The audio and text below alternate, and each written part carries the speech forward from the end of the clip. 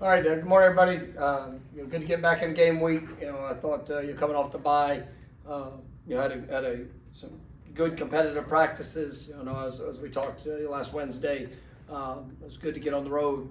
Get out recruiting there this past weekend for the coaches to get you within the state, and obviously out to see a lot of top targets. Coming off this weekend, got back yesterday. He was able to get out and get back on the practice field. Obviously, Wake playing this Saturday gave us another game to evaluate, and obviously they're coming off a big win. In a very tight contest against a good SMU team. So. As we go into this week, it's about our football team continuing to come together, continuing to rise up, and obviously to go put our best game out there on the field come Saturday night. And I would like to recognize the Seminole Heritage Game. This is a great game for us, and just to celebrate just the partnership with the Seminole Tribe of Florida. And just what that relationship means to us and this university, and to be able to bring awareness to that through this game, and then also with this week being homecoming, it's a great opportunity for all Seminoles, past, present, to be able to celebrate the great things of all things with this university, and having people back on campus.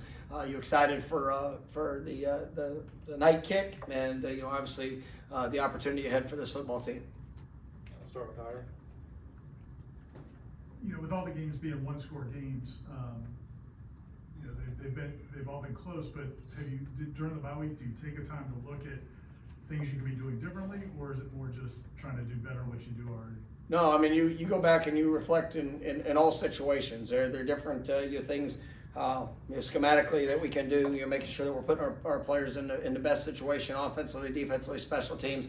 When you come up short in 4 games that are one-score games, there's a lot to be able to digest. You try to do that throughout the course of the season after every matchup. But obviously we need the it's all about the result. And when you find yourself in in a negative stretch where you haven't been able to overcome you go and you look at it collectively, big picture, and then you try to break it down into each phase positionally, personnel wise, and there's different dynamics of things that have showed up that have cost us, and we've talked throughout the previous weeks of the importance of owning the ball, creating takeaways, being able to do things that hurt us through that middle stretch. Obviously we were able to do a better job of owning the ball there in our last game. Unfortunately there were some other areas that showed up that kept us from putting points on the board like we've been accustomed to. We had a lapse with just too many penalties, some unforced errors in this previous game, and so there's for us this week, and my challenge to coaches, players, and everybody involved, man, we got to go out there, we got to do our job. Coaches you have to do a great job of putting together a wonderful plan against a well-coached football team, one that has ability and is playing with a lot of confidence, and we've got to put our players in the best position to go make plays, and then our players got to trust and believe in the technique, the fundamentals, and obviously their skill set of what they're going to bring to this game. And in all reality, I don't need our players to go do anything exceptional. I just need them to come out and to be able to put forth their best effort. And I do believe exceptional things can happen. And so that's where it's just this simplistic focus of doing our job. Everybody a part of the program, and go out there and have fun playing and coaching this game.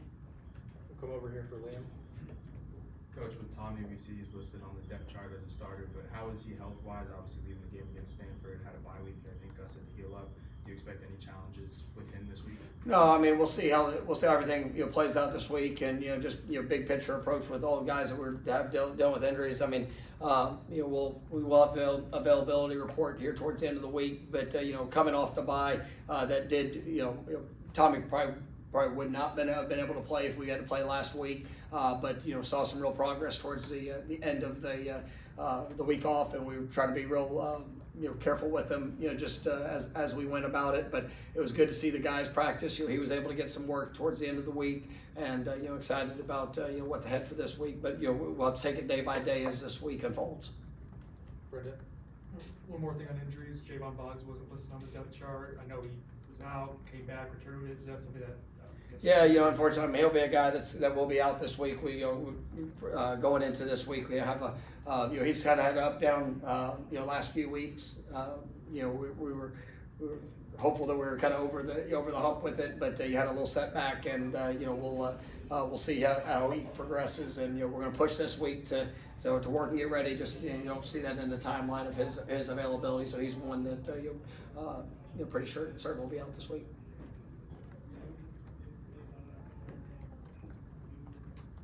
Ira?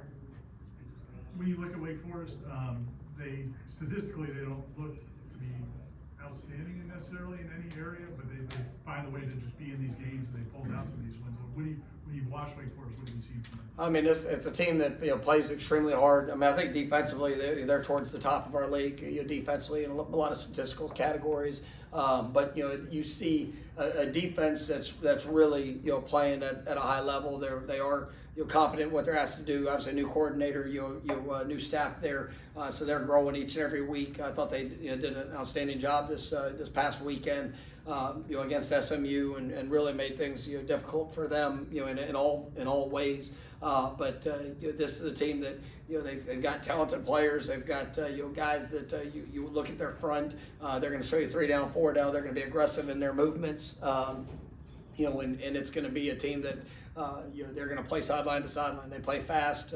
Like I said, they're a high energy group, and they can present some different schematic challenges with talented players.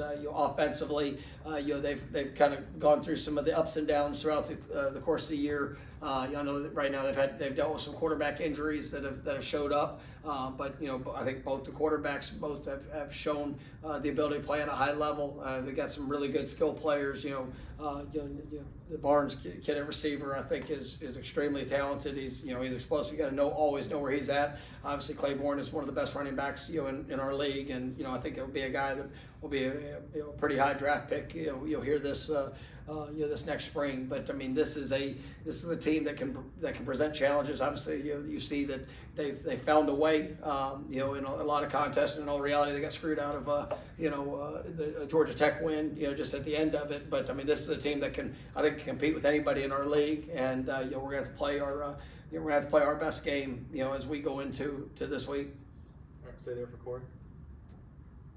When you go on the road, recruiting, what is the message what questions are you getting from coaches and players and parents when you meet up with them or talk to them? Yes, the message you're giving them? But this past week, it's evaluation period, so there's not a whole lot of sitting, of that other than with coaches. And so, coaches, they live it, they watch it, they understand, you see, it still comes down to the result, but you see the style of play, you see, it's all about the individual players and how these guys will be able to transition in to be able to make an impact, to be able to fulfill what they want from their collegiate experience. And we've got great relationships, and I believe that you've done a good job of building that. But also you see great opportunity. You see a bunch of double-digit true freshmen that have come in and played, have the ability to play, and have been playing at a high level. You see an offense that's one of the best in the country, and what we've been able to do with explosive plays, and obviously getting a lot of yards, scoring points. Defensively, you see the opportunity to be able to go and attack, and some of the things that we've been able to accomplish, creating takeaways and explosive plays, and the opportunities to be able to impact quarterbacks. So, guys, they're looking at what is there in place, for me, how can I be put in position, and then they've got to visualize themselves with the opportunity to impact. And coaches, they see that, and it's we played in some.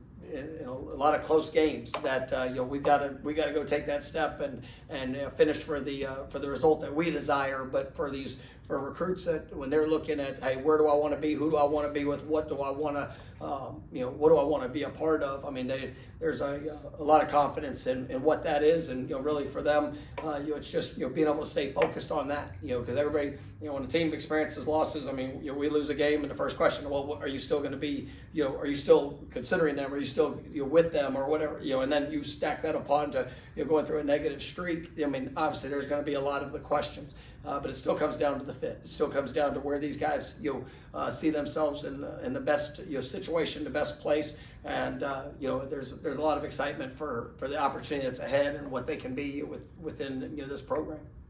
Go back to Brendan. I know we've asked you before about how current players deal with outside noise, distractions. This past week was obviously louder than most.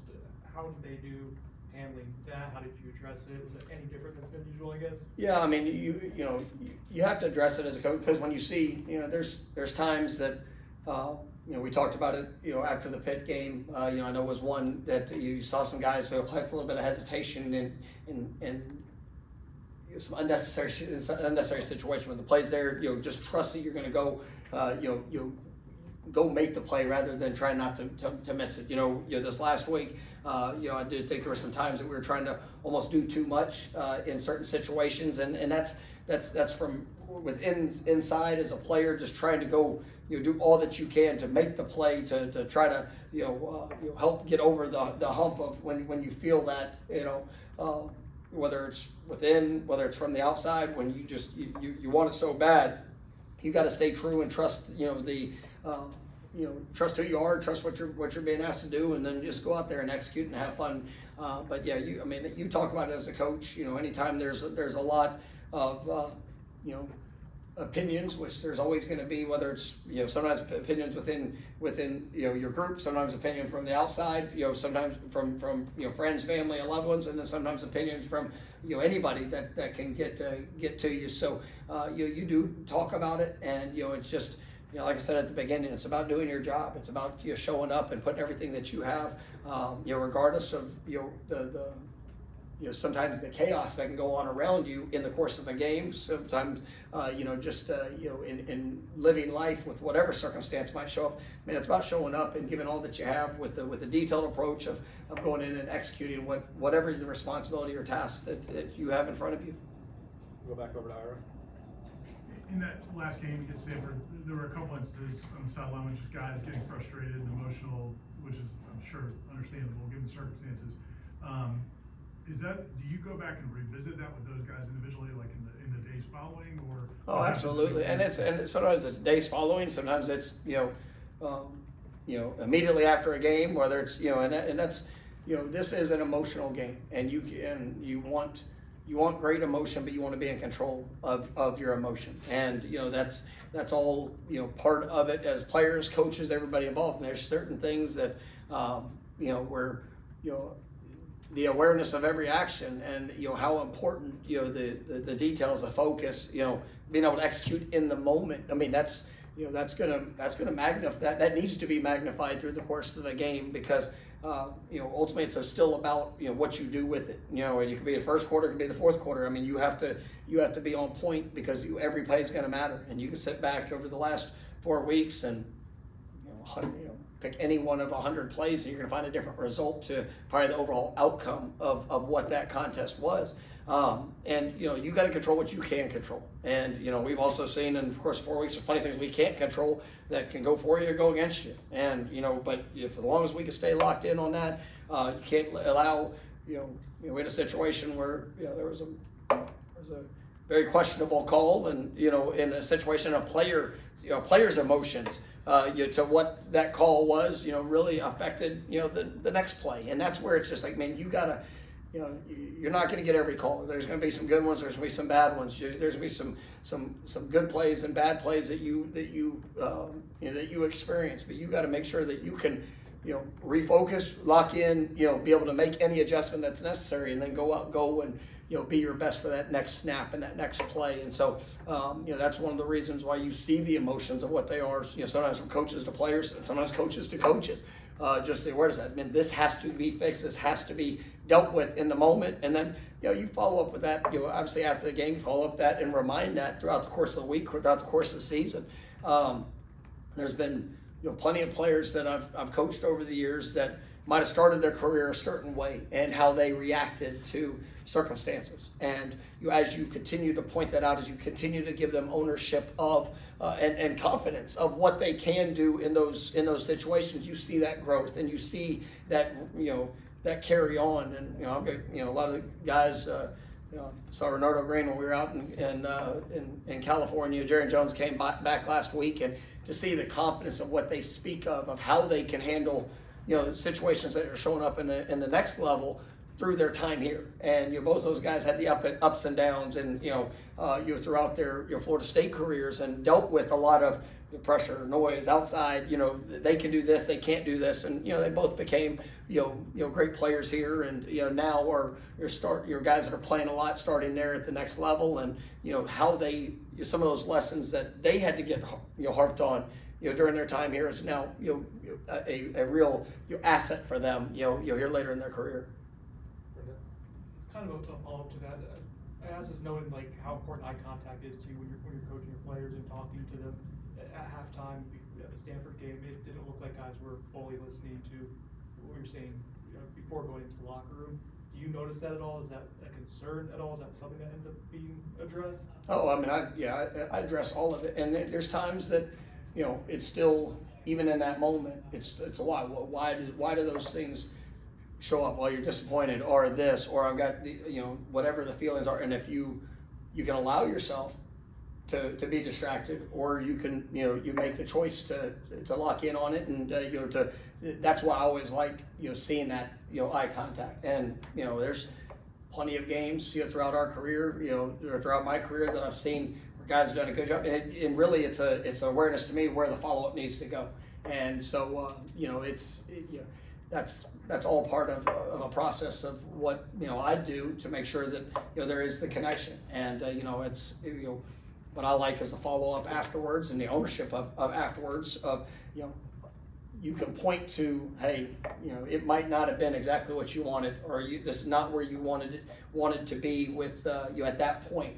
But if you allow yourself to stay removed, or just to stay frustrated in feelings or whatever that might be, you might miss the next handful of plays, or that could continue to cost you or continue to keep you from where you are. And then you see the positive results from it too, when guys can flush everything else that's on the outside and stay focused on the task at hand, and that you can overcome even bad momentum or something that's not going the way that you want it to go. All right. We always ask in camp about like leadership and guys evolving as leaders in difficult times, or have you seen any signs of guys who are trying to keep guys headed in the right direction? Yeah, I know you talked about that last week, and there was we've had a lot of guys that have taken a great deal of ownership, and just where we are, what some of the good and the bad, and then it's about trying to go and push and to make the difference through your work, through you pour into others, you try to be the example, you try to encourage guys that might be at different places with where they are in performance or feelings or just overall emotions, and that's what I'm looking for from leaders, guys that are willing to be the example, guys that are willing to step up and go and challenge themselves to another level, but also continue to push to uphold the standard of how we operate, what we do, whether it's within the meetings, whether it's out on the practice field, whether it's within the community, and the work that's being done there. I mean, it's all about giving of self giving of yourself by being available to be the example, as a leader within a team. Anybody can get up and say, hey, this is what we need to do, and this is what it looks like. But if you're not doing it, if you're not willing to actually go and put that on display, then you're not a leader. So nobody's going to actually listen to you anyways. So it's still like that's what I'm watching for, and that's what I've been really pleased. Even to the course of this last week, seeing guys truly take ownership, but also bringing that to the areas that it has to show up, bringing it to the practice field, bringing it within our locker room and within our facility on a daily basis, just trying to push this program and try to push themselves to go be better. Corey? Big picture for you here. I think you would agree that it's never been harder to win in college football, period. It's really hard from week to week to win. Athletic departments have never been more impatient, it would seem, and it happened last night in Baton Rouge. I just wanted your overall opinions on the coaching profession in college football in 2025. I mean, I think, being a coach is one of the most gratifying and rewarding professions you can be in, because you get a chance to impact, if you're a college coach, 18 to 22 year olds, in high school, I was talking to some high school coaches this last week. I mean, you got, 14 to 18 year olds, and, it is a different age. And, you look at, even high school, in the high school world with high school NIL, players leaving and going to new schools and transferring mid-season, you see it. I mean, it's, there's so much, just unrest within the game, I would say, because of just some of the dynamics of what we're living in.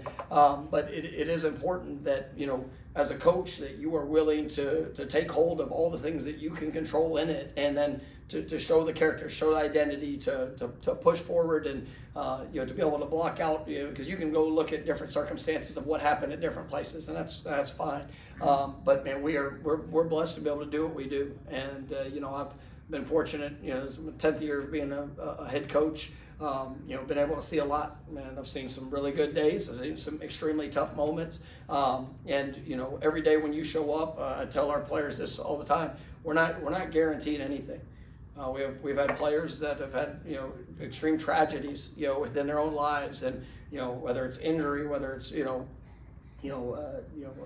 tragedy on the outside that keeps them from the opportunity to continue to play football. Whether it's a game, whether it's a season, whether it's a career, whatever that might be, you're blessed to be in the moment, and so you have to stay in the moment. And for all things that when it comes to college football, I mean, it's a wonderful game. It's a wonderful sport. Obviously, we represent, a great institution, and the pride and the passion of college football is at an all-time high. And so there are a lot of emotions that go into it, because it's a results-based business. And I mean, we all understand that. We all, it's like you hear every coach, well, you sign up for it. Well, I mean, it's still, you got to go live it. You get to go live it. And with all the passion, all the emotion, it's still, it's what you're willing to do on a daily basis, as a leader, what you're willing to do as a coach, and trying to inspire guys just to go be better and to put all that they have on display.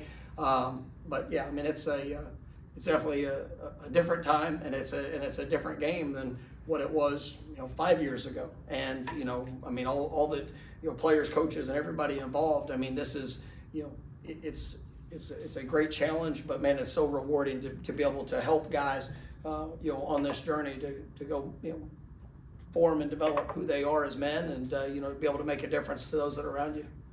Bob? Coach, new football building is open. You guys have moved in.